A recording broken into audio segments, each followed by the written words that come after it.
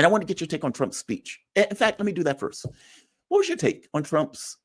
It came across like a State of the Union, even though it wasn't really a State of the Union. It was this kind of joint message to Congress. Give me your take on that speech. I was talking to Ted the other day, and Ted trashed it like nobody's business, but he trashed it for a very specific reason. Give me your take on it. It was a lot of rambling. It was typical Trump to me. I didn't take a lot out of it. He said all of the stuff that he said. Oh, to me, what I heard from Trump is the stuff that he said over and over and over again. So I was looking for something kind of new. Yeah. What I thought, but there was nothing new there. He just reiterated the stuff he's been saying. We'll take Canada and Greenland, whatever. We want peace. But what's interesting is that he cast himself as the guy for peace. And the Democrats solidified their position as the party of war. And as the brilliant Tony Montero has said, Dr. Tony Montero said, I've repeated it over and over again. You can't be the party of the people and the party of war.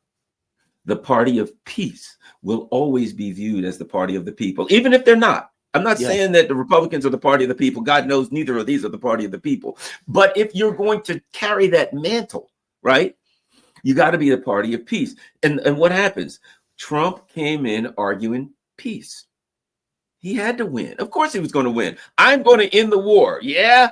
If there's wars going on and you run and say, I'm going to end the war. Look what Zelensky did right now. You run and say, I'm going to end the war. Yeah, you're probably going to win.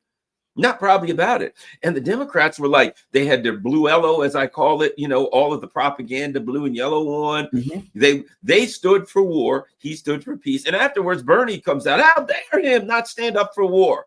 They have taken their position as the party of war, which means they're just going to continue to go down. Even a lot of people are like, well, if the economy goes bad, then for Trump, he's done. Well, oh, you don't think so? If he ends the wars, he still has a chance. You know what I'm saying? Yeah. If he's able, let's say going into the midterms, Donald Trump has done he talks a lot of crap about the Middle East. I dismiss it. Oh, they better do this or else. I'll wait and see what he does in the Middle East. You know what I mean? I'll believe it when I see it. But what happens going into the midterms if they've gotten some kind of a two-state solution and the Saudis and whoever are going to in the process of rebuilding some houses and buildings or something in Gaza, if the war in Ukraine is over and they got some kind of deal going there and that stuff, and he goes into the midterms and says, there you go, I ended both wars. Democrats are toast. Yeah, I did. I think they're toast. And I mean, there's things he's doing that I'm very upset about, firing the federal workers. All of us who consider ourselves lefty, we stand up for the working class, working families. Fair enough. Oh, I understand what's going on. It burns me up. But if he ends the wars, look, I mean, while particularly in our region, it affects a lot of us. There are a lot of areas. I mean, you go to some areas, there's no federal employees at all. Most there, and let's face it, he really didn't win DC, Maryland, and Virginia, where the bulk of the federal employees are anyway. And nor does he have any members of Congress there. So the reality is, then it becomes a filibuster. What is it? A filibuster proof.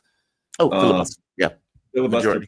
Majority in the Senate, and then he's a steamroller. And then I'll put it like this: if they don't lose seats in the midterms, if he wins in the midterms, you have to start asking the question: is the Democratic Party a viable party anymore? What do they do if the war is in Ukraine ends? What do they do if it ends? Do they keep shaking their fists and saying, "Boo! He ended the war. We will never forgive him for that"? Are they going to run on the midterms? Vote for us, and we'll start the war back up again. Dude, that is such a good point. Because under normal circumstances, the opposition party wins in the midterms, which guts the president's power going forward. I mean, that's kind of the typical way it's been going. What happens if that doesn't happen, though? Like if he starts to gain, or he gains more in the midterms, that is a death nail. Meaning from his standpoint and the standpoint of political power, it only increases if he gains in the midterms. Democrats are going to have to win something in the midterms if they're going to show themselves to be viable. They they put this out, and I'm glad. I don't know who put this together. I'm glad they did. Look at this. When I will immediately bring prices down starting on day one. That ain't true. That's what we just heard. Since day one, Donald Trump's presidency, prices are not down. They're up. Inflation is getting worse. Prices gross. These goofballs came out and effectively put out the exact same video. They put out the exact same video. And somebody combined all of them together to show that they were effectively putting out the exact same message all together in the way that they're going about this. I mean, this is absurd. This is so absurd. And yet this, come on, there we are. They put out the exact same message in the exact same way, in exact same similar video. All of them looked the same, and all of them were saying the exact same thing. They don't even have this is so trash. And you know, the voters have noticed. And one of the polling that recently came out, this is Politico, pointed out that the voters say Democrats don't have their act together. They don't know how to go after Donald Trump. They don't know how to contest them. Voters still have a sour view of Democrats 6 weeks after President Donald Trump and Republicans swept into Washington and took control of all branches of the federal government. A plurality of voters, 40%, said the Democratic Party doesn't have any strategy whatsoever for responding to Donald Trump, according to a survey by liberal firm Blueprint that was shared first with Politico.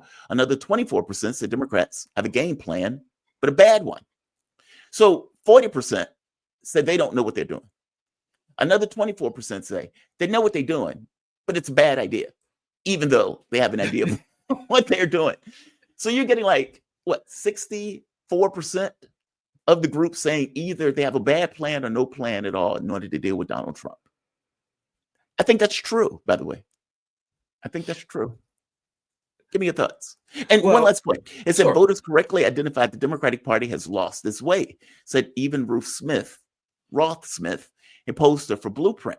The Democratic response on Tuesday night was more or less a continuation of what we've seen for Democrats so far, which is there was nothing overtly wrong about it, but it didn't actually do anything to ameliorate the core issues that Democrats face, which is voters aren't quite sure what we stand for and would like us to get back to the basic principles of the party. So the posters are telling them this. The voters are telling them this. Liberal groups have been screaming this at Democrats. Jon Stewart, of all people, told Hakeem Jeffries, ostensibly the leader of the Democratic Party, they need to get back to basics. And none of these people seem to be getting the message, or at the very least believe the message and believe that the issue is messaging, not substance. Fantastic. Give me your thoughts, Garland. I'm sorry. You know, one of the things you have to do to improve yourself in life is self-awareness. You have to be able to look at yourself and say, you know, sometime a guy has a girlfriend or something and she says, you don't listen. Well, maybe he should sit there and think to himself, you know, I probably run my yap too much and maybe I need to try to listen to her a little bit more. Or maybe one day, if he loves her a lot and maybe he wants to one day marry her and he wakes up and she's gone. Why'd she leave? I told you never listen and you wouldn't listen to me. And he didn't listen and say, you know, I might need to do something about that. You're right, to improve myself, right? Self-awareness.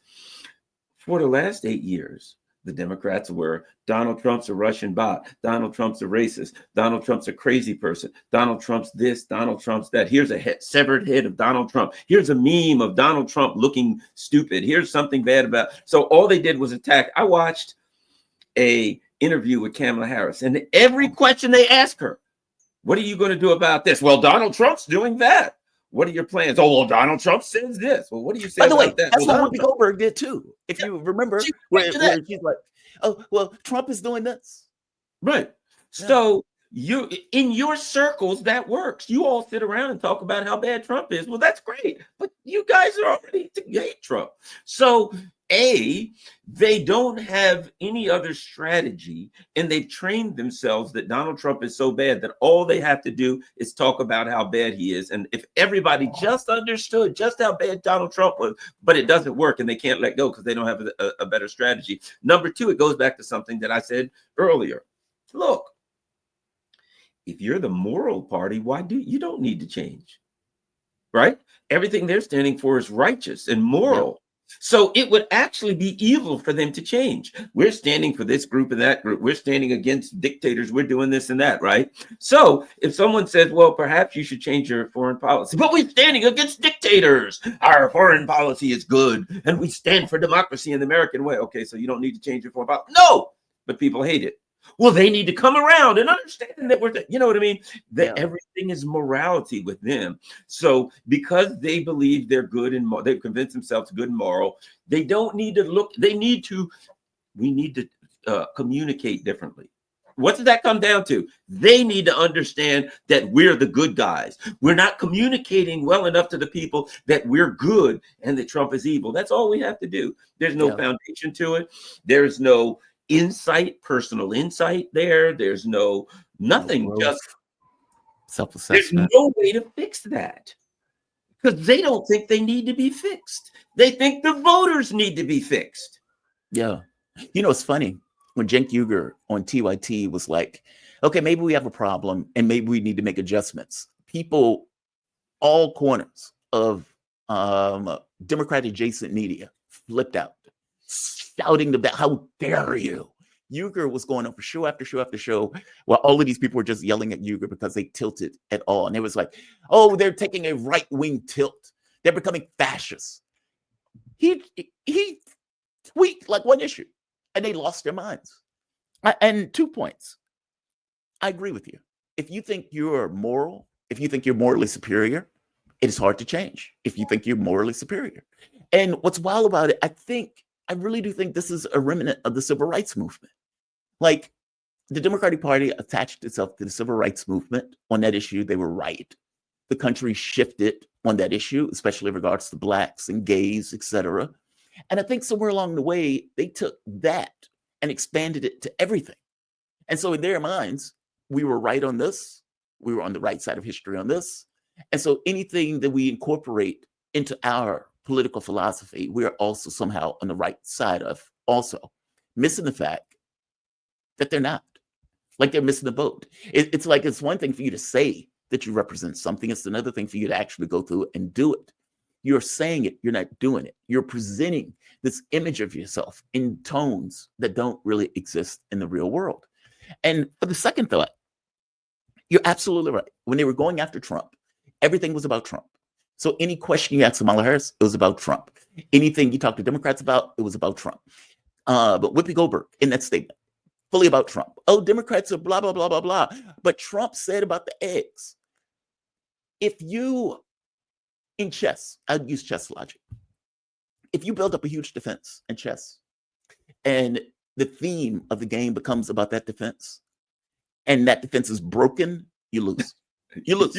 There's nothing else. Like there's nothing for you to make it up with. It's like all of your energy went into this thing that no longer exists. And when you have an election where you not just lose the popular vote, you lose the electoral college by a magnificent degree.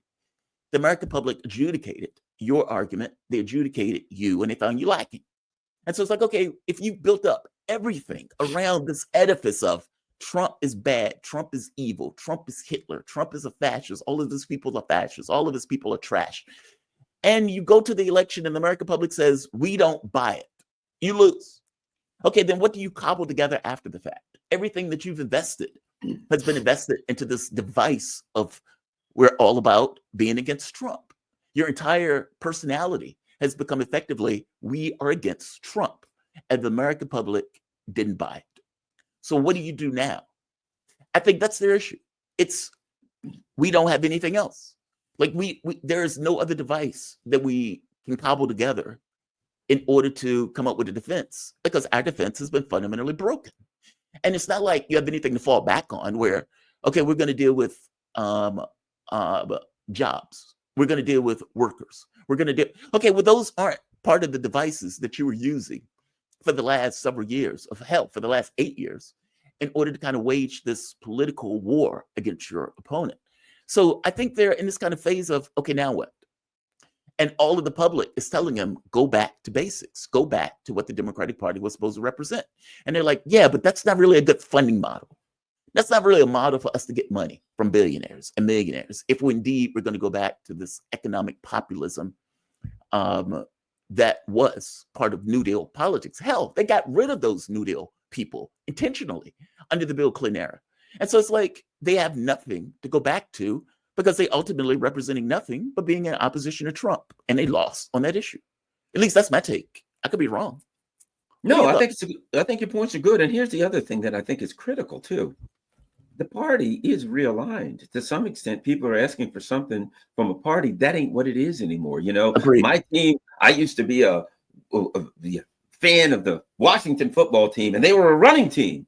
Well, I want them to run. Well, they're set up. Let's say now they're set up as a passing team. You may want them to run, but they can't run no more. They don't have the players for that. They're now set up as a passing team, right? Okay. Their foreign policy team, they've realigned with John Bolton.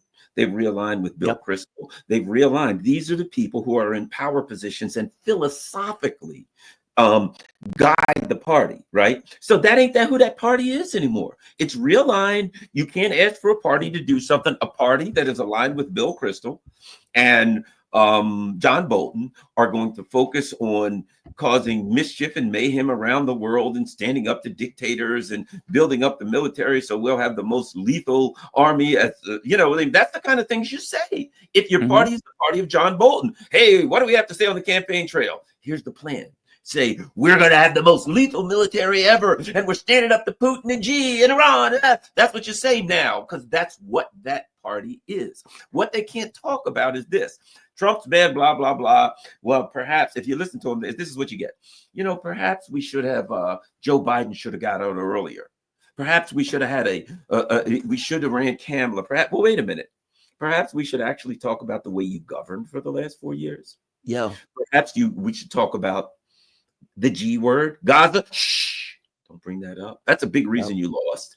The big reasons that you lost, Gaza is a huge one. So even if I don't say Gaza, foreign policy. I don't know how many people in the Black community that either stayed home or voted for Trump that I heard say they're always sending all this money to Ukraine. And I'm sure you heard it too. Why all this money got to go to Taiwan, Ukraine, Israel? There's nothing for us. What about, and boy, that's $740 to North Carolina per person was really that's a slap in the face, man.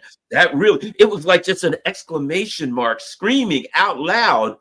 We got nothing for our people here at all. So their focus on warmongering, their aggressive, assertive foreign policy, imperial foreign policy, was absolutely deadly. And they can't do it because they came in the other night with blue and yellow ties doing the same thing. That's who they are. I just think the party continues to, it's like Macron. They're tied to these, they're wedded to these absurd imperial warmongering tropes. They can't let them go. And so the Democratic Party, we got to start thinking about what new kind of party might need to arise because these clowns are toast. Do you think a new party could arise? And this could be the last question. I mean, something has to change. And I don't know what that something has to change. That party doesn't seem to get it. It doesn't seem to be able to take place in the party. And one last point. If you remember, they were Justice Democrats. And their thought was, we are going to change the Democratic Party. We're going to go in and we're going to change the mechanisms of the party. We're going to make it something else. Okay, that failed. That failed miserably. Can there be something else?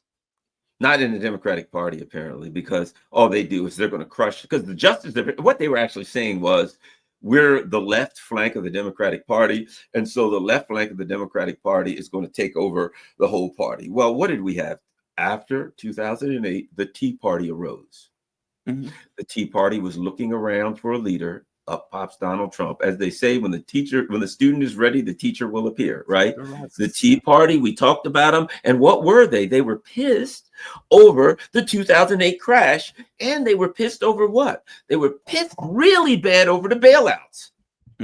Along comes Trump. He's the populist leader. And that Tea Party is MAGA. That's the same people in MAGA. Boop, they went to Trump, and Trump marshaled this populist group. And then the Democrats got so far to the right and so warmongering that a whole bunch of their people got desperate. Look, I say this. RFK Jr. and Tulsi Gabbard could beat anybody if they ran in 2024. They would have won. I guarantee, because they're reasonable. I disagree with them on Gaza, certainly. But if you listen to what they say, they're smart people. Yeah. And they would have won. They got ran out of the Democratic Party because they're smart people and they would have won. Like viciously attacked. Oh, yeah. Viciously attacked. And they brought a good percentage with them. Elon Musk, he used to be a Democrat. Joe Rogan used to be a Democrat. I mean, like all of these people were Democrats. I used to be a Democrat. You probably were. You a Democrat? I used to be a Democrat. Oh, everybody used to be a Democrat. Well, I'm noticing a pattern here. And by the way, I didn't change. Nothing to me changed. They just became lunatics.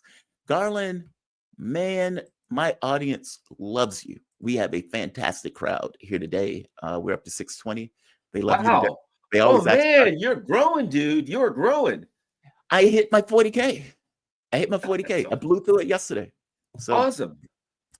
Garland Nixon, political analyst. Garland, and check Garland out on his show. He has some damn good interviews on that show. The Garland Nixon channel. Definitely check him out. Garland, can people find you anywhere else other than your channel? On Facebook, well, I'm on Rumble and Rockman also. So follow me on Rumble also. I do that because you never, I put everything on Rumble and you never know what YouTube's going to do. And some shows that they throw, YouTube gets rid of, people can still go to Rumble to watch them. So check them out. Both places there. Badass. I'll be on this morning at 10. You're off at 10, right? Yeah, I'm off at 10.